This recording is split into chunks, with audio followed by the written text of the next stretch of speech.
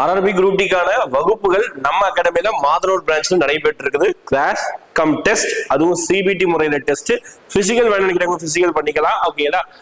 Hostel ஃபெசிலிட்டியோட நம்மகிட்ட classes இருக்குது. இது எல்லாமே ஆர்ஆர்பி குரூப் டிக்கு நான் போன வருஷமே படிச்சு நினைக்கிறவங்களுக்கு சோனிக் டெஸ்ட் சீரியஸ் அப்படின்னு சொல்லிட்டு 40 டெஸ்ட் அடங்கிய ஒரு டெஸ்ட் சீரியஸ் இருக்குது. இது கரண்ட் அஃபேர்ஸும் இந்த டெஸ்ட் மேட்ச் போடுறவங்க எல்லாருக்குமே கொடுக்கப்படும். இந்த டெஸ்ட் மேட்ச் பர்ச்சேஸ் பண்ணிக்கிறவங்க ஃபுல் டீடைல் வீடியோ நம்ம YouTube hi students defence academy RRB என்டிபிசிக்கான ஆன்சர் கீ ரிலீஸ் ஆயிருந்தது. எழுதின மாணவர்கள் உங்களுடைய ரெஸ்பான்ஸ் கீ ஓகேங்களா, அதை செக் பண்ணிருப்பீங்கன்னு நினைக்கிறேன். செக் பண்ணி நிறைய வெப்சைட்ல அதை அப்லோட் பண்ணி உங்களுடைய நெகட்டிவ் மார்க் என்ன பாசிட்டிவ் மார்க் இதெல்லாம் பார்த்துருப்பீங்க. ஓகேங்களா? உங்களுக்குன்னு ஒரு ஸ்கோர் வந்திருக்கும். ஓகேங்களா? அதுக்கு பேர் ரா ஸ்கோர். ஓகேங்களா? அவங்க எவ்வளோ கொஸ்டின் அட்டன் பண்ணீங்க, எவ்வளோ தப்பு, எவ்வளோ கரெக்ட், மொத்தமா கூட்டி கழிச்சு பார்த்தா எவ்வளோ வந்து உங்களுக்கு மார்க் அப்படின்றது உங்களுக்கு ஒரு ரா ஸ்கோர் வந்து உங்களுக்கு வந்திருக்கும். ஓகேங்களா? இப்போ உங்களுக்கு எல்லாருக்கும் பெரிய கேள்வி, என்ன கட் ஆஃப் இருக்கும் அடுத்த ஸ்டேஜ் சிபிடி 2க்கு என்னவா இருக்கும், என்ன கட் ஆஃப் இருந்தா நம்ம படிக்கலாம் இதை பத்தி நம்ம பேச போறோம். இதுதான் கட் ஆஃப். கட் ஆஃப்ல நம்ம மெயினா பேசக்கூடியது சேஃப் ஜோன். இந்த விஷயத்த நம்ம பேச போறோம். ஓகேங்களா? சேஃப் ஜோன் அது சேஃப் ஸ்கோர் சொல்லக்கூடியது இந்த மார்க்குக்கு மேல இருந்தா நான் வந்து அடுத்த லெவலுக்கு வந்து படிக்கலாம்ங்கிறதுக்காக நம்ம பேச போறோம். ஒவ்வொரு கம்யூனிட்டி வைஸ் பேச போறேன். இப்போ அதை சொல்றதுக்கு முன்னாடி டிஸ்கிளைமர் மாதிரி ஒரு விஷயத்த நீங்க தெரிஞ்சுக்கணும். ஓகேங்களா? என்ன தெரிஞ்சுக்கணும் அப்படி பாத்தீங்கன்னா, கட் ஆஃப்ங்கிறது சும்மா பொதுவா சொல்லக்கூடிய விஷயம் கிடையாது. ஓகே, ஒவ்வொரு எக்ஸாமுக்கும் ஒவ்வொரு மாதிரி இருக்கும். அப்போ ஜென்ரலா கட் ஆஃப்ங்கிறது எதை பேஸ் பண்ணி தான் இருக்குது அப்படி பாத்தீங்கன்னா, ஃபர்ஸ்ட் வேகன்சியை பேஸ் பண்ணி இருக்குது. ஓகேங்களா? எந்த எக்ஸாமா இருக்கட்டும் எவ்வளவு வேகன்சிங்கிறத பொறுத்தான். உதாரணத்துக்கு ஒரு 5000 வேகன்சினா 100 மார்க்குக்கு அது ஒரு விதமா கட் ஆஃப் இருக்கும். அதே எக்ஸாம்ல அடுத்த வருஷம் 20,000 வேகன்சி வருது, 4 மடங்கு அதிகமான வேகன்சினா அப்ப அதுக்கேற்ற மாதிரி கட் ஆஃப் கண்டிப்பா குறையதான் செய்யும். ஓகே, 4 மடங்கு வேகன்சி ரொம்ப பெரிய விஷயம். இதே 5000ல இருந்து ஒரு 6000 7000 தான் கூடுதுன்னா கட் ஆஃப்ல பெரிய வேரியேஷன் வராது. ஓகேங்களா? அப்போ ஜென்ரலா இருக்கிற பொறுத்த வரைக்கும் வேகன்சியை பொறுத்து மாறுது. இதை நான் லாஸ்ட் இயர் இந்த இயரையும் நான் கம்பேர் பண்ணியே சொல்லிடலாம் ஒவ்வொன்றையும். ஓகே, அப்போ வேகன்சியை பொறுத்து கட் ஆஃப் குறையும் கூடுங்கிறத அதை வச்சு நம்ம சொல்லக்கூடியது ஒரு பாயிண்ட். அடுத்து கொஸ்டினுடைய லெவல். ஒவ்வொரு வருஷமும் கேட்கக்கூடிய கொஸ்டினுடைய லெவலை வைத்தும் கட் ஆஃப் வேரி ஆகிறது நடக்கும். ஓகேங்களா? அடுத்து காம்படிஷன். ஓகேங்களா? ஒவ்வொரு வருஷமும் எவ்வளவு போட்டியாளர்கள் இதை எழுதுறாங்க. ஒரு சில நேரங்கள்ல அதிகமான பேர் இந்த எக்ஸாம் கூட விழுந்து நிறைய பேர் படிப்பாங்க. ஒரு சில பேர் வந்து லாங் இயரா இந்த எக்ஸாம் நடக்கவே நடக்காதனால ஒரு சில பேர் இந்த எக்ஸாமுக்கு காம்படிட்டிவ் ஃபீல்டு அந்த ஃபீல்டுக்குள்ளேயே வர மாட்டாங்க, விட்டுருவாங்க. எக்ஸாம் நடக்கவே இல்லைன்னு சொல்லிட்டு திடீர்னு வரும்போது அந்த எக்ஸாமுக்கு நிறைய பேர் அப்பியர் ஆக மாட்டாங்க. அப்போ காம்படிஷன் லெவலை பொறுத்து என்னதான் எல்லாம் நடந்தாலும் அன்னைக்கு டேட்ல அந்த ஜோன்ல உங்களுக்கு எவ்வளவு அட்டண்டன்ஸ் ஆயிருக்கு, ஓகே, இதெல்லாம் பொறுத்தா வேரி ஆகும். ஓகேங்களா? அதே மாதிரி இன்னும் ஒரு டஃப்பான விஷயம் என்னன்னா, மற்ற எக்ஸாமை விட இந்த ஆர்ஆர்பியில கிடைக்கக்கூடிய டஃப்பான ஒரு விஷயம் என்னன்னா, ஆர்ஆர்பியில நமக்கு ஸ்பெஷல் ஐட்டமா ஒண்ணு இருக்குன்னா ஜோன் இருக்கு. ஓகேங்களா? எக்கச்சக்கமான ஜோன்ஸ் இருக்கு. ஒவ்வொரு ஜோனுக்கும் ஒவ்வொரு விதமான கட் ஆஃப், ஒவ்வொரு ஜோன்ஸுக்கும் ஒவ்வொரு விதமான வேகன்சி. அப்ப அதெல்லாம் பொறுத்து அப்ப கட் ஆஃப் ப்ரெடிக்ஷன்ங்கிறது இந்த மாதிரி நிறைய, இது மட்டும் ஃபேக்டர்ஸ் கிடையாது, இதை விட இன்னும் நிறைய ஃபேக்டர்ஸ் இருக்கு. இதெல்லாம் வச்சுதான் கட் ஆஃப்ங்கிறது உங்களை டிட்டர்மைன் பண்ண முடியுது. ஓகேங்களா?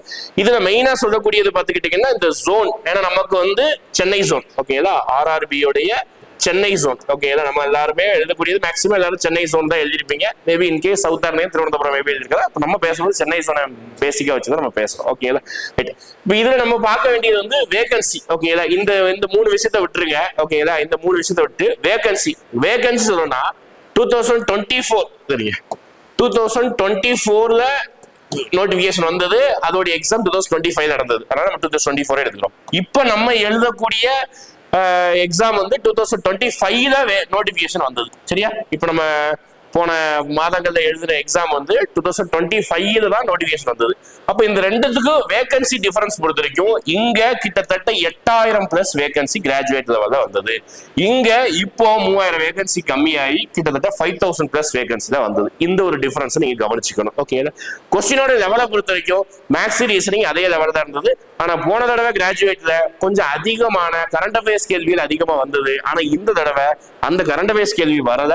கொஞ்சம் ஸ்டாட்டிக் போர்ஷன், அதாவது ஹிஸ்டரி, ஜியோகிராஃபி, பாலிட்டி, எக்கனாமிக்ஸ் இந்த மாதிரியான இதுல வந்து அதிகமான கேள்வி வந்திருந்தது. இது மட்டும்தான் கொஞ்சம் வேரியேஷன் தவிர மேற்படி எல்லாத விட அதே தான் இருந்தது. ஓகே, இந்த வேகன்சி மனசுல வச்சுக்கோங்க. இப்போ நீங்க இன்னொரு விஷயத்த ரொம்பவும் தெளிவா தெரிஞ்சுக்கணும். ஏன்னா இது வந்து ஒரு சிபிடி எக்ஸாம். இதுல 2 விதமான மார்க் வந்து என்ட்ரியா இருக்குது. ஒன்னு ரா ஸ்கோர் அப்படின்னு சொல்றாங்க. ரா ஸ்கோர்னா நீ இப்போ எக்ஸாம் எழுதி உங்களுக்கு எவ்வளவு மார்க் வந்திருக்கு, அதுதான் ரா ஸ்கோர். ஆனா இது உங்களுக்கு எக்ஸாம் முடிஞ்சு ரிசல்ட் வரும்போது வெளியிடக்கூடிய உங்களுக்கு வரக்கூடிய மார்க்ல வரக்கூடிய கட் ஆஃப்ல அது ரா ஸ்கோரை வச்சு பேச மாட்டாங்க, அது நார்மலைஸ்ட் ஆகும். ஓகேலா, அது நார்மலைஸ் ஆகும்னா ஒரு ஆவரேஜ் எடுத்துக்குவாங்க. அது ஒரு பெரிய ஃபார்முலா. ஓகேலா, ஒரு ஆவரேஜ் எடுத்துக்குவாங்க. அந்த ஆவரேஜ் இருக்கும்போது உதாரணத்துக்கு எல்லா ஷிஃப்ட்லயும் எடுத்துக்கிறாங்க. எந்த ஷிஃப்ட்ல ரொம்ப ஈஸியா இருந்ததோ மேபி அதோடைய கட் ஆஃப் அதே மாதிரியே இருக்கும், இல்லைன்னா அதோட மேபி நீங்க எழுதுற மார்க்கை விட கொஞ்சம் கம்மியாகலாம். ஒரு சில ஷிஃப்ட் ரொம்ப ஹார்டா இருந்தது. உதாரணத்துக்கு இப்ப நம்ம 24 மொத்தமா இந்த என்டிபிசில வந்து 24 டேஸ் நடந்திருக்கு. சரியா? சரி, மொத்தமா 24 ஷிஃப்ட் நடந்தது. ஓகேங்களா? அப்ப இந்த 24 ஷிஃப்ட்ல உதாரணத்துக்கு இப்ப 8வது ஷிஃப்ட்னு வச்சுக்கோங்க. 8வது ஷிஃப்ட் ரொம்ப ஹார்டா இருந்ததுன்னு வச்சுக்கோங்க, ரொம்ப கஷ்டமா கேட்டிருக்காங்க அப்படின்னா கண்டிப்பா அவங்க எடுக்கக்கூடிய மார்க்கை விட அதிகமாகும். உதாரணத்துக்கு இப்ப நாங்க எங்க டீம் அனலைஸ் பண்ண வரைக்கும் ஒரு 10-15 ஷிஃப்டோடைய ரா ஸ்கோர், ஏன்னா நீங்க எல்லாருமே இந்த நார்த் இந்தியன் இதுல வந்து நீங்க அப்லோட் பண்ணிருப்பீங்க. ஓகேங்களா, கியூ மேத், அப்புறம் ரேங்க்ஸ் குரூ, இந்த மாதிரி நிறைய வெப்சைட்ல போயிட்டு உங்களுடைய விஷயத்தை அப்லோட் பண்ணிருக்கும் போது உங்களுடைய டேட்டாவை அவங்க எடுத்து அவங்க ஒரு அனலைஸ் வந்து வச்சிருந்தாங்க. அதுல நாங்க பார்க்கும்போது நிறைய பேருடைய ஆவரேஜ் ஸ்கோர் இந்த 58, 59 இதெல்லாம் இருக்கு. இதெல்லாம் கொஞ்சம் மாடரேட் லெவல் தான். அப்ப அவங்க எல்லாம் எடுத்துருக்கு. உதாரணத்துக்கு நான் சொல்றேன், எல்லா ஷிஃப்ட்டும் கிடையாது, ஏதாவது ஒரு ஷிஃப்ட்ல ஒரு 56 எடுத்திருந்தீங்கன்னா கண்டிப்பா அவங்களுடைய ரா ஸ்கோர் 56. ஓகேங்களா, கண்டிப்பா அவங்க நார்மலைஸ் ஆகும்போது எங்களுடைய எக்ஸ்பெக்டேஷன் ஒரு பிளஸ். ஓகேங்களா, ஒரு 6 அல்லது 8 வரைக்கும் பிளஸ் ஆகும். ஓகேங்களா, அப்ப உதாரணத்துக்கு நீங்க ஒரு 56 எடுத்திருந்தீங்கன்னா பிளஸ் 6 ஆகி ஒரு 62 மாறும். இதுதான் ரா ஸ்கோருக்கும் நார்மலைஸ் ஸ்கோருக்கும் இருக்கக்கூடிய வித்தியாசம். ஓகேங்களா, இப்ப நம்ம பேசக்கூடிய கட் ஆஃப் எல்லாமே எதை பத்தி தான் பேசுறோம்? நார்மலைஸ்டு ஸ்கோரை பத்தி தான் பேசுறோம். சார், அப்ப நான் வந்து நீங்க சொன்ன மார்க்கை விட ரொம்ப கம்மியா எடுத்துட்டேன், அப்ப எனக்கு வந்து CBT2 வராதா? அதை நீங்க யோசிக்க வேணாம். அப்படி யோசிக்க கூடாது. நான் சொன்னல, உங்களுடைய ஷிஃப்ட் மாடரேட் டிஃபிகல்ட்டி இதை பொறுத்து தான் ரா ஸ்கோரோட நார்மலைஸ் ஸ்கோர் வந்து வேரி ஆகும். ஓகேங்களா, இப்ப நான் ஃபர்ஸ்ட் வந்து நான் என்ன சொல்லிடணும்னா போன வருஷத்துடைய கட் ஆஃப் வந்து காமிச்சிருந்தேன். ஓகேங்களா, ஏன்னா எதுவா இருக்கட்டும் போன வருஷத்துடைய கட் ஆஃப் பேஸ் பண்ணி தான் அடுத்தடுத்த வருஷம் எல்லா வருஷம் கட் ஆஃப் தான். ஓகேங்களா, போன வருஷமும் இந்த வருஷமும் வேகன்சி 3000 தான் கம்மி சொல்லியிருக்கேன். ஓகேங்களா, கிட்டத்தட்ட ஒரு 0.5% கம்மி தான். இது போன வருஷத்தோடைய அபிஷியல் கட் ஆஃப். ஓகே, யாரும் ப்ரெடிக்ட் பண்ணி தான் போடல. இது RRB சென்னை ஜோனுக்கே அபிஷியலா வெளியிட்ட கட் ஆஃப். ஓகேங்களா, பாருங்க, போன வருஷம் கிட்டத்தட்ட நியர் டு ஆகஸ்ட் வந்து எக்ஸாம் நடந்தது. ஓகேங்களா, செப்டம்பர் 19ஆம் தேதி அபிஷியல் கட் ஆஃப் ரிலீஸ் பண்ணியிருந்தாங்க. இந்த ஸ்பெஷல் கேட்டகரி தான் விட்டுருங்க. ஓகேங்களா, மொத்தமா UR, SC, அப்புறம் ST, OBC, EWS இது 3 வச்சுக்கோங்க, இதை விட்டுருங்க. ஓகேங்களா, ஏன்னா இதுல வந்து மொத்தமா கேட்டகரி அப்படின்னு பார்க்கும்போது 1 2 3 4 5 5 கேட்டகரி இருக்கு. லாஸ்ட் 2 அல்லது லாஸ்ட் 3 தான் அதிகமா நீங்க வந்து எக்ஸாம் கேண்டிடேட்ஸ் வந்து அதிகமா ப்ரிஃபரன்ஸ் கொடுத்துருப்பீங்க.